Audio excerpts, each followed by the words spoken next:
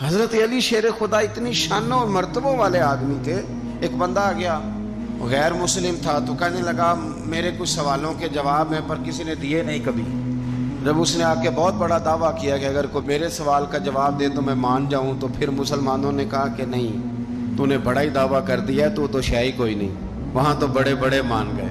حضرت مولا علی شیر خدا کے پاس لے گئے تو اس نے بڑے بڑے مشکل سوال کیے. پہلی بات وہ کہنے لگا آپ مجھے تو ایسے دوست بتائیں جن میں کبھی لڑائی نہیں ہوئی. تو حضرت علی کہنے لگے تو بڑے دعوے کر رہا تھا کہ میں بڑے لمبے سوال پوچھوں گا. وہ دو دوست جن میں کبھی لڑائی نہیں ہوئی وہ جسم اور روح ہیں بھی کٹھے ساتھ رہتے, دوست بھی ہیں, پر کبھی آپس میں لڑائی, بڑے بڑے گناہ کرتا ہے, جسم پر روح ناراض نہیں ہوتی. اس کی آنکھیں کھل گئیں, اس کو تو کبھی جواب ہی نہیں ملا تھا. کہنے لگا اچھا وہ دو ایسے دوست پھر بتائیں جن میں کبھی صلح نہیں ہوئی. تو فرمایا وہ موت اور حیات ہیں.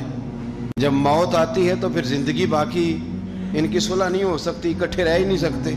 وہ کہنے لگا یہ تو کمال ہو گئی. کہنے لگا جی اور پوچھ لوں؟ فرمایا تیرا ہی دعویٰ تھا 2 پوچھنے, میں تیار ہوں, تو 100 بھی پوچھ.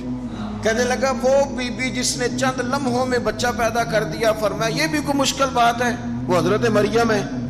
1 منٹ میں حاملہ ہوئی تھی, اگلے منٹ میں اللہ تعالیٰ نے انہیں تھوڑی سی تکلیف سے گزارا اور اگلے منٹ میں حضرت عیسیٰ پیدا ہو گئے.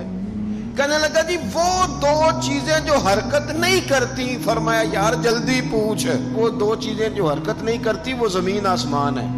اس نے کہا وہ 2 چیزیں جو ٹھہرتی نہیں, فرمایا وہ سورج اور چاند ہے, جو حرکت ہی کرتے رہتے. کہنے لگے اچھا وہ بتائیں جی جو کھا تو بڑا کچھ کیا پر پیا اس نے کچھ بھی نہیں. تو حضرت علی فرمانے لگے وہ حضرت موسیٰ علیہ السلام کا عصا ہے, جادوگروں کے سانپ سارے ہی کھا گیا پر پانی کا گھونٹ بھی نہیں پیا. حد ہو گئی. وہ شخص کہتا ہے علی کے جواب نے میرے اندر ہیجان پیدا کر دیا. میں نے فوراً کہا بتائیں وہ شخص جو کوئی شے نہیں.